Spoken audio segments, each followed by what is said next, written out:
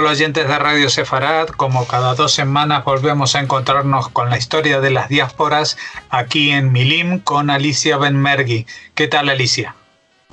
Muy bien, pensando siempre en historia, que a veces, bueno, no voy a decir que es más entretenida porque esta no es una de las historias más agradables que a nosotros nos tocó tratar, pero bueno, por lo menos es una historia de judíos que se salvaron. Así que, bueno, cuando quieras empezamos. Bueno, sí, simplemente recordarles que esta está dentro del capítulo que hemos dedicado a los judíos en el Extremo Oriente, un capítulo que en general no es muy conocido. Estuvimos hablando de la India, estuvimos hablando de la China en tiempos antiguos y ahora vamos a hablar de una zona de China en tiempos bastante cercanos, en la época del nazismo y en un sitio muy especial como era Shanghái en esa época, ¿no?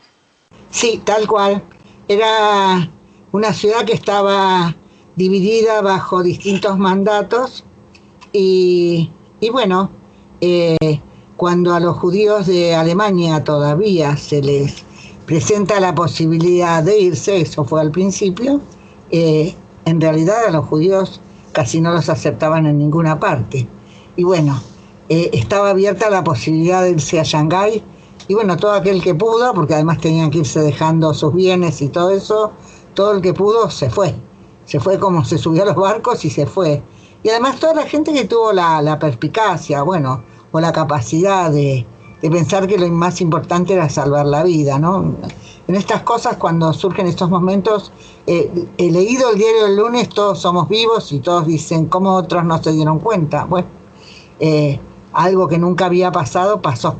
Y entonces no todos estaban capacitados para tomar decisiones como esas. Y bueno, y se van a Shanghái. Es el único lugar donde no les piden visas. Es un lugar donde estaba dominado por los japoneses. Yo le voy a decir algo. Hay gente que me mataría cuando yo lo pienso, pero bueno, yo trato de no tener rencores y esas cosas, porque no sirven. No olviden que trabajan historia, no les sirve para poder mirar o tratar de ser mínimamente objetivo. Pero bueno, los japoneses fueron espantosamente crueles con los chinos.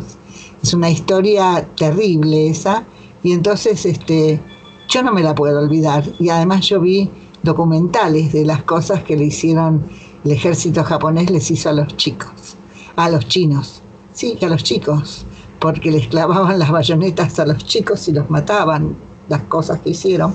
Y también está la historia. ¿Por qué estoy contando esto? Bueno, porque no voy a contar. Cuando hablo, tampoco hablo solo la historia de lo que les pasó a los judíos. Puedo hablar de lo que les pasó a los otros. Y lo que les pasó a los otros está toda esta historia de las coreanas, de las mujeres coreanas que fueron utilizadas como prostitutas por el ejército japonés. Digo porque, qué sé yo, a ver, Japón no es así ahora. Y es un país profundamente admirado y todo eso, bueno, pero tiene una historia. La historia de su imperialismo y de su crueldad fue terrible. Y entonces estaba leyendo la historia de una de las personalidades judías más ricas que vivieron ahí en China. Sus descendientes también siguen siéndolo, que era Eli Kaduri, y que él murió en un campo de concentración japonés. Y entonces me acuerdo de las historias. Más allá que también es cierto que los chicos veían películas donde los yanquis mostraban la crueldad de los japoneses. Pero independientemente de eso, sí, hubo una enorme crueldad por parte de ellos. Así que bueno, y lo que les pasa a estos judíos que se van a ir de Europa, que son judíos ashkenazim, son judíos alemanes, son judíos polacos, toman estos barcos y se van para allá, para Shanghái. Era una chance de sobrevivir y la tomaron con las dos manos. Y entonces llegan ahí. Dice que cuando llegaron a los el ejército norteamericano llegó a China y le dijeron que había un gueto judío ahí en Shanghái. Ellos se prepararon para ver cosas muy espantosas y verdaderamente dice que les sorprendió llegar y mirar a estos judíos medios desgreñados, medios desprolijos, pero muy vivos y desafiantes, llenos de vida frente a esta contingencia que habían tenido que enfrentar al lado de lo que les pasó a tantos, a 6 millones de judíos en Europa. Y bueno, ¿por qué fue que pasaron estas cosas? Bueno, pasaron entre otras cosas porque los chinos los reciben sin visa, es el único lugar donde ellos no tienen que traer documentos. Los japoneses tenían sus propios proyectos acerca de los veían a estos judíos como una especie de rehenes para intercambiar con los norteamericanos. No estaban enterados de que Roosevelt no se moría por los judíos. Los únicos que los creyeron fueron algunos judíos norteamericanos y se equivocaron bastante con él. Y bueno, lo cierto es que ellos llegaron ahí. La historia dice que cuando se bajaron de los barcos, unos barcos preciosos, donde estaban atendidos por mucamas, con servicios de té, y llegan ahí a Shanghái, la miseria era extrema. Ahí en Shanghái, la pobreza de los chinos. Y entonces llegan allí y bueno, son refugiados. Y son refugiados que llegan sin nada y tienen que adaptarse a las circunstancias que les tocaron. Y bueno, y entonces van a recibir ayuda de la beneficencia, pero finalmente tienen que, como decimos acá en la Argentina, rebuscárselas y ver qué es lo que pueden hacer por sí mismos. Y yo siempre pienso que si hay algo para lo que los judíos están preparados, 2000 años de historia les enseñaron, es aprender que hay que arreglarse con lo que hay y hay que ver qué es lo que se puede hacer para salir adelante, y primero cómo seguir vivos y después todo lo demás. Y bueno, estos judíos, muchos de ellos eran profesionales, gente de muy buena vida. Al principio están más o menos bien porque no son tantos, pero después de la noche de los cristales y todo eso empiezan a llegar muchísimos. Y entonces son muchos y van a estar todos apiñados, están todos metidos uno encima del otro en habitaciones súper colmadas, pero bueno, eso no impidió que esta gente encontrara formas para sobrevivir. Entonces vivían en un barrio pobre donde decidieron los japoneses que ellos tenían que vivir y iban a poner bares. Hubo un famoso bar Luis, me olvidé el nombre de la gente que lo inauguró, pero donde iban a tomar café y el lugar lo llamaban Viena. Hicieron montones de cosas. Los médicos ejercían la medicina, había quienes eran carpinteros, quienes eran enfermeras, quienes eran costureras, quienes vendían comida. El tema era resistir y estar vivos. Y además, por lo menos podían hacerlo entre ellos, y además tuvieron una enorme ventaja. ¿Cuál fue la enorme ventaja? La bondad de los chinos. Yo acá en este artículo que te di no lo cuento, pero es muy elocuente. No hay nadie que no hable de su generosidad, de su bondad, del sentir que podían vivir libremente y que no estaban acosados por el antisemitismo. Ciertamente los japoneses que eran los que dominaban en donde ellos vivían, de hecho lo eran. El tipo que era el almirante que mandó Japón para controlar toda esa región era terriblemente antisemita, era uno de los traductores de los protocolos de los sabios de Sion.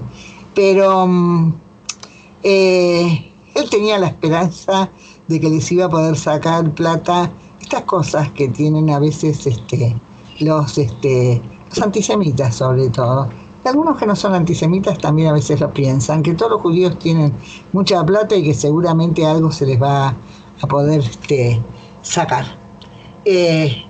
Estos, de hecho, muchos de ellos venían de gente que estaba muy bien en Europa, pero bueno, habían tenido que dejar todo lo que tenían.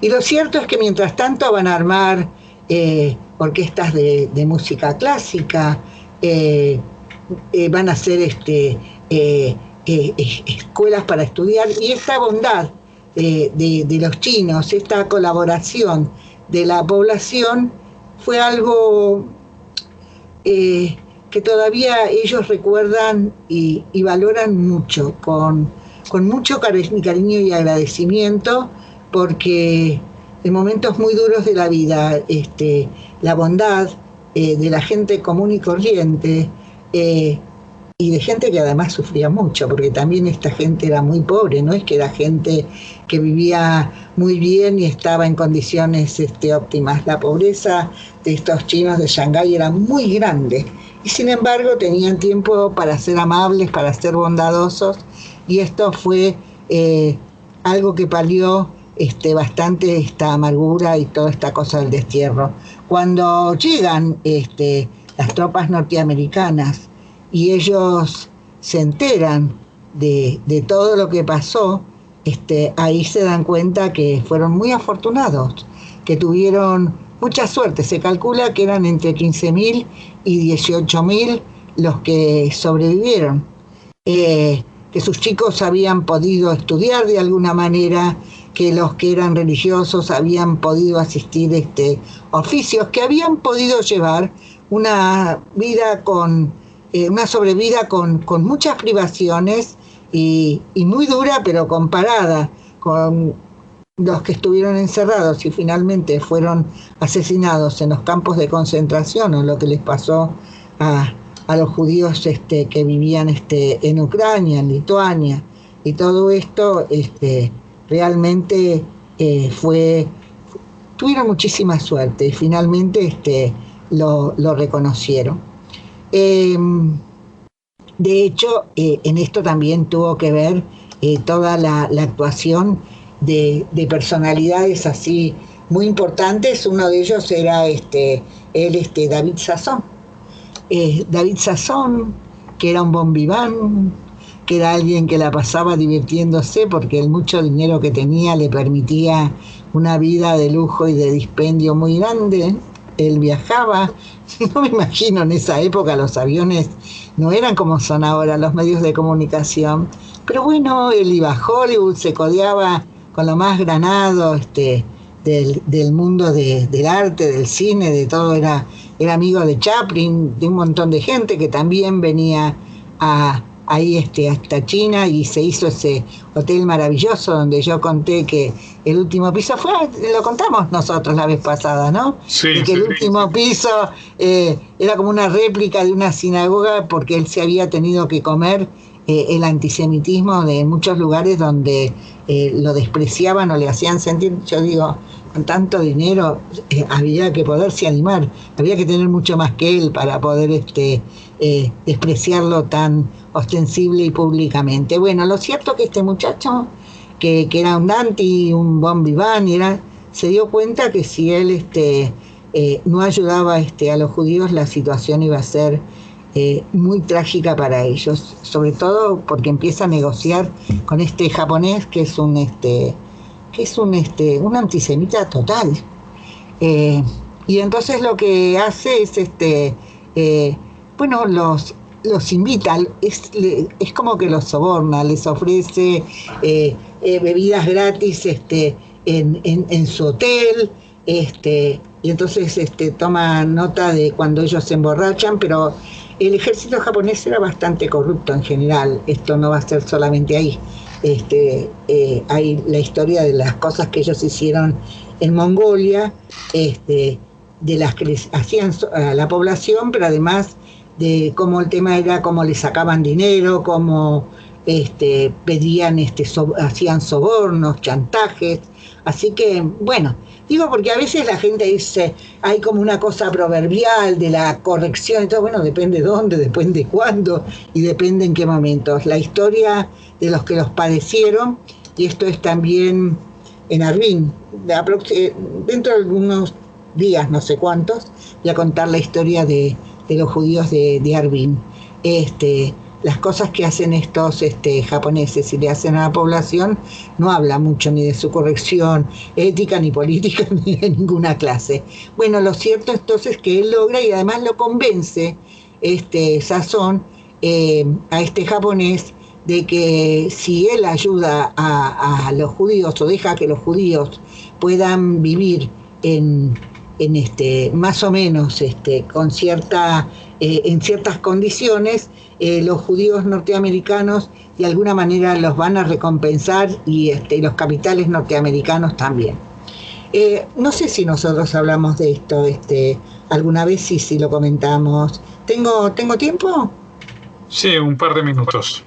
El tema es que los judíos norteamericanos fueron los judíos norteamericanos, no fue Estados Unidos. Y el tema de lo que hizo el Joint y el HIAS, no sé, está el HIAS, en castellano diríamos el IAS o algo así, que son los comités de ayuda a los refugiados. Pero bueno, son el Joint, cuando uno lee las historias de, por ejemplo, en Italia, quién se ocupó y todo eso, hablan de la SEM, que es una de judíos europeos, pero la plata principalmente estaba puesta por el Joint. Y lo mismo cuando empiezan a llegar estos alemanes en grupos muy numerosos, más allá de lo que puede hacer él, y trata de hacerlo, de hecho, a los refugiados los recibe, habilitó un piso, creo que un segundo piso en el hotel para darles de comer, que tuvieran una comida caliente o algo para cuando llegaran en el desembarco. En la medida que van llegando cada vez gente, un número mayor de gente, entonces hay que poder darles de comer, ayudarles a pagar el alquiler, para cosas básicas y esenciales de sobrevivencia. Y entonces esto tiene que ver con el Joint, con cuánto dinero van a poner para que estos judíos puedan sobrevivir con lo mínimo, pero para que puedan seguir adelante. Y esta es una historia, todo el tiempo lo que uno se da cuenta es que es principalmente el Joint, son estos judíos norteamericanos que hicieron enorme esfuerzo para ayudar a los judíos que estaban en ese momento en condiciones precarias y en algunos casos muy terribles. Bueno, lo cierto es que cuando termina la guerra va a haber gente muy importante entre estos que se salvaron. Uno de ellos fue Blumenthal, que creo que fue secretario del Tesoro de Estados Unidos, directores de orquesta, que van a recordar siempre, y hay un montón de historias. Yo tengo montones de historias, lo leí, son muy conmovedoras acerca del agradecimiento del museo que hay en China, sobre todo lo que significó para estos judíos y cuando van allá, el haber encontrado este refugio tan inesperado que les permitió simplemente quedarse vivos, para cuando pueden irse de allá. Muchos se fueron a Estados Unidos, otros se fueron a Israel, pero esta es una historia notable de una población generosa, capaz, en medio de su pobreza, de la cooperación judía, porque también los Kaduri actuaron también beneficiando de otra manera, pero también lo hicieron de estos judíos que se sintieron, a pesar de la vida que tenía, entonces se dieron cuenta que era muy riesgoso, era muy terrible el destino de estos judíos si no los iban a ayudar, y se ocuparon de eso. Lo cierto es que en un momento dado llegó lo llamaron el asesino, creo, que había matado tanta gente en Polonia, y quiso meter a la sugerencia que hizo cuando llega a Japón. No nos olvidemos, Japón y Alemania eran aliados, y además porque cuando empieza la guerra entre Estados Unidos después de Pearl Harbor, a los judíos que habían vivido en ese barrio. Antes ese entonces había sido un barrio circunscripto, pero un barrio.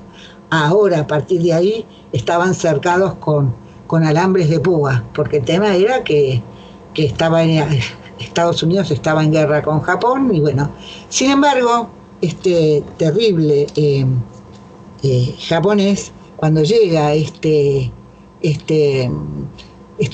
sanguinario, creo que le decían el carnicero o algo así, y dice que lo que podían hacer con los judíos era subirlos a los barcos, llevarlos al mar y ahogarlos a todos, hacer explotar los barcos. Y realmente yo siempre me pregunto cuánto esfuerzo puesto. Voy a decirte algo que supongo que te digo siempre. Nunca lo puedo entender, más allá de que ha pasado y bueno, hubiera sido hora que lo hubieras aprendido. No puedo entender, no cabe en mi cabeza tanto esfuerzo destinado a eliminar a quienes, por más odio que hayan tenido. Y bueno, lo cierto es que estos japoneses se niegan, a pesar de que no simpatizaban con esta población judía. Bueno, ellos les habían de algún modo salvado la vida, los consideraban una especie de rehenes todavía provechosos, pero otra parte se negaron, no aceptaron esta sugerencia de estos nazis tan crueles, y bueno, y eso fue una de las razones también por las que se salvaron. Dicen que cuando terminó la guerra y él fue juzgado Ngura, creo que se llamaba japonés, los judíos atestiguaron por él, porque si bien su pasado no lo colocaba en una situación precisamente demasiado benevolente, lo cierto es que estos judíos que estuvieron a su cargo y bajo su autoridad salvaron sus vidas porque él lo determinó así, y fue también un acto de justicia. Así que bueno, todas esas cosas son las que tuve para contar hoy, pero después tengo muchas otras para contar acerca de este hecho. No sé si tenés algo. Eso que seguiremos hablando de estos hechos. También nos has adelantado que hablará de los judíos de Harbin, así que lo vamos a dejar para la próxima emisión dentro de 2 semanas. Muchas gracias. Bueno, hasta dentro de 2 semanas y ahí nos encontramos.